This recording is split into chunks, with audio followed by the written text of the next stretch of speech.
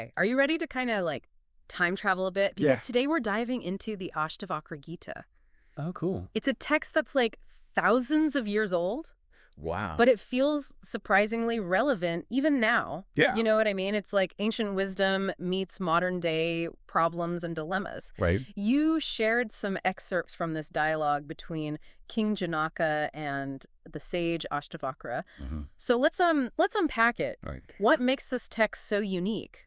Well, it's interesting because you have Janaka, this king who seemingly has everything. Right. But he's struggling with these like profound questions Yeah. about, about the self-liberation, the nature of reality. Yeah. And then you have Ashtavakra, Right. this blunt, straight-talking sage who doesn't, he doesn't sugarcoat anything. Yeah, he's like, no kidding. He's like the philosophical equivalent of a no-nonsense life coach. Exactly. Right. Yeah. And it all starts in chapter 1 with Janaka basically asking for the fast track to enlightenment, He's like, how do we gain knowledge, liberation, detachment? Yeah. It's like he wants the cheat codes to a cosmic video game or something. Yeah, and Ashtavakra's response is so powerful. What does he say? He tells Janaka to ditch desires like they're poison. Oh, wow. And to cultivate virtues like forgiveness and truth as if they were nectar. Oh, okay. Such a vivid metaphor. It is, yeah. Desires weighing you down, virtues lifting you up. Exactly. That's a good one. Right. It's an image that sticks with you. Yeah, and then Ashtavakra drops this bombshell. What's that? He basically tells Janaka and all of us that you are not the body, you're not the elements, you're not even your social roles, you are pure consciousness. Okay. The witness of it all. That's a radical idea. It really sets the stage for the whole text. Yeah, it did. Because if we're not those things, who are we? Right, exactly. What does it even mean to be, pure consciousness? And this idea of non-duality. Yeah. This idea that the self and the universe are not separate, they're actually one. Okay. That's a major theme throughout the Ashtavakra Gita. We see it again and again. Yeah. Especially in chapter 2. Okay. Where Janaka is sharing his own realizations. And he uses all these metaphors to try to grasp this concept. Right. Like we have the ocean and the wave, the wheel and its axis. Okay. He even compares the world to a rope that we mistake for a snake in the dark. Oh, that's a good one. That one really resonated with me. It's like, we see this reality based on our limited understanding, our fears, our conditioning. Right. But what if true knowledge is like switching on the light and seeing the rope for what it really is? It makes you question everything you think you know, right? Totally. Yeah. And how much of what we perceive is actually, just a projection of our own minds. Yeah, it's like Ashtavakra is challenging us to see beyond those illusions that we create for ourselves. Right, exactly. And then in chapter 3, things get a little more personal. How so? Well, Ashtavakra questions Janaka's attachment to wealth. Okay. Even after having all these insights, Janaka is still clinging to his riches. Yeah, it's like that saying, even the wise stumble. I mean, if a king who's having these deep philosophical dialogues is still caught up in material possessions, what hope is there for the rest of us? Well, Ashtavakra uses this metaphor of a jewel hidden inside a shell. Okay. He's saying the true treasure, the self, that pure consciousness, is already within us. Right.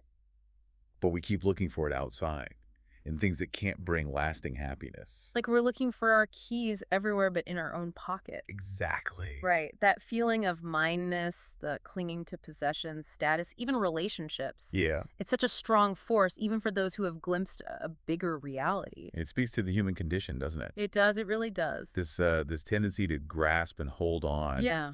Even when we know, like, intellectually, that true fulfillment comes from somewhere else. Yeah. It's almost comforting in a way. Really? Yeah, because even a sage like Ashtavakra seems to acknowledge that this is a struggle we all face. Right. So it's not about becoming perfect. It's about recognizing those patterns and working with them.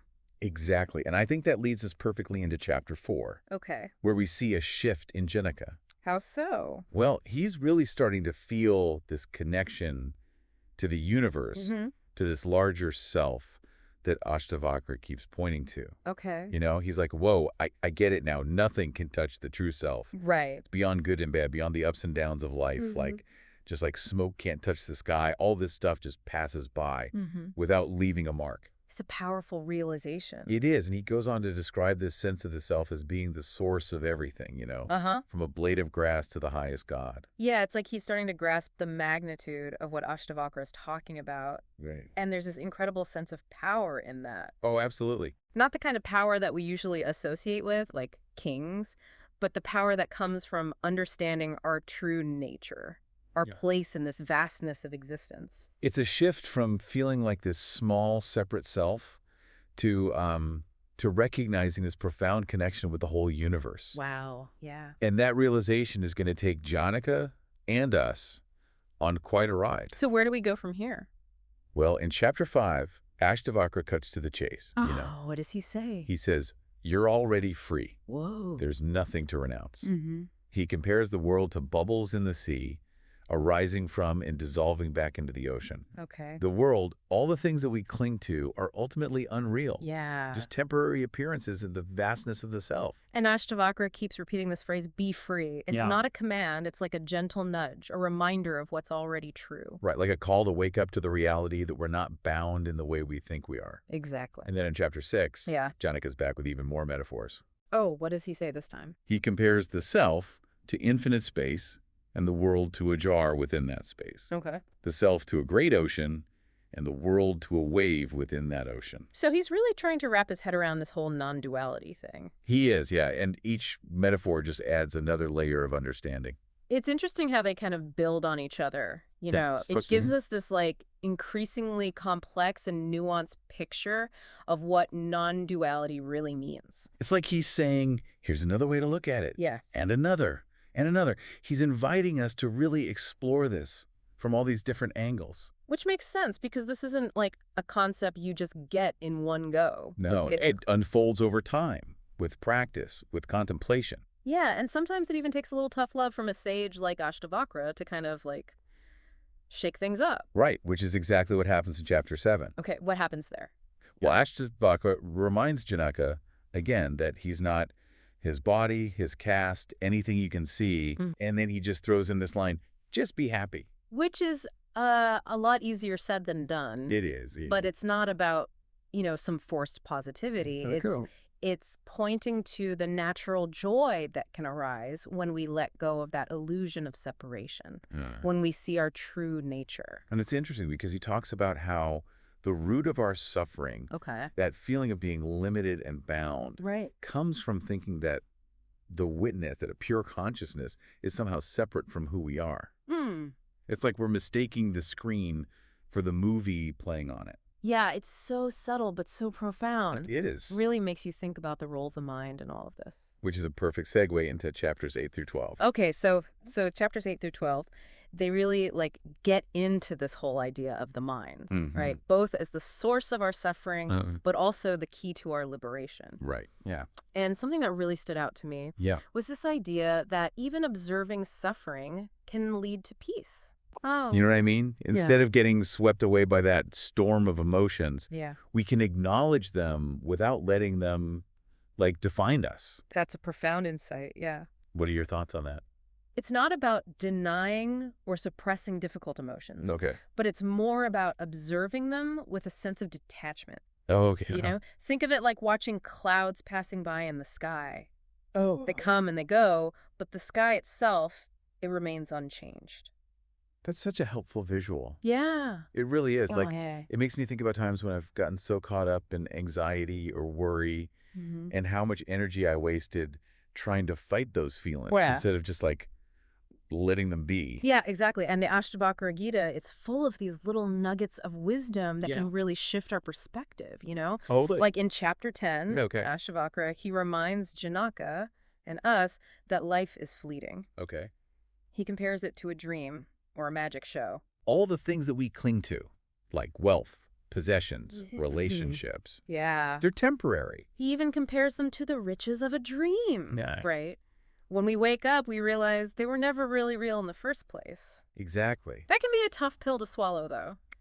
It is. Especially in a culture that's so obsessed with, material success and stuff. It is, but it's also incredibly liberating. In what way? Because if all of that is ultimately an illusion, then what really matters? Yeah, that's a good question. Where do we find true fulfillment then? Well, according to Ashtavakra, it's not in the external world. Okay. It's within ourselves. Right.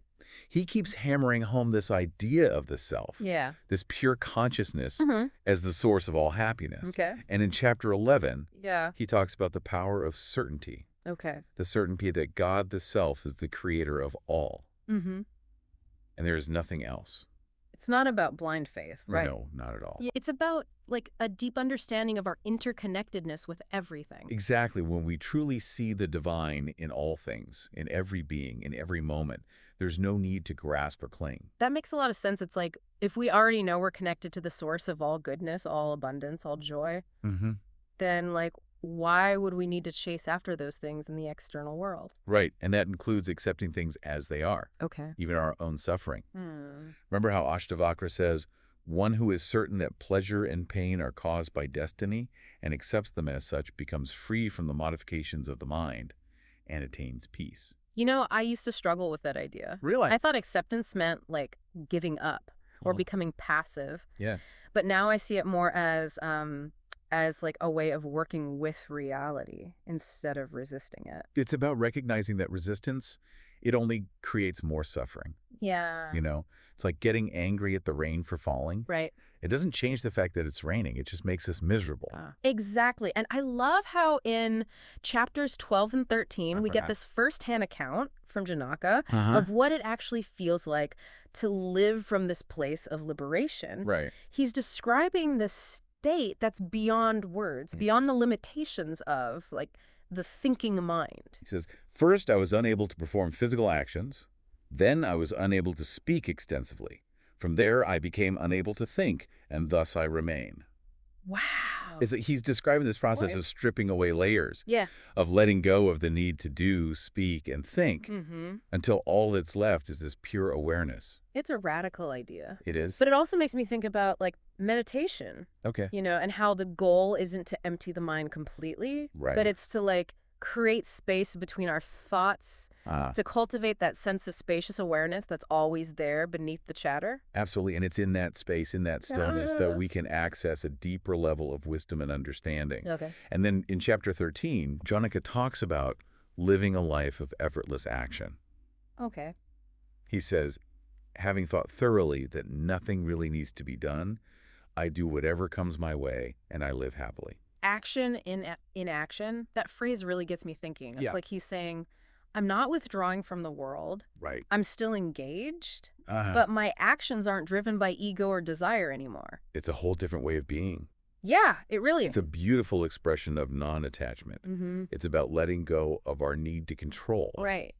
And allowing life to unfold naturally while still participating fully in the world. And he's not just talking about it, like, theoretically, you know. He's living it. He says, neither by staying nor by going, neither by lying down nor by standing up do I gain or lose. Wow. It's like he's found this state of, like, equanimity that's not dependent on external circumstances. He's not swayed by the ups and downs of life. Right. Because he's realized that true happiness doesn't come from those things. Yeah. He's found it within himself. Which is such a powerful reminder. It is. For all of us, especially in a world that's constantly, like, bombarding us with messages about what we need to do and buy and achieve in order to be happy.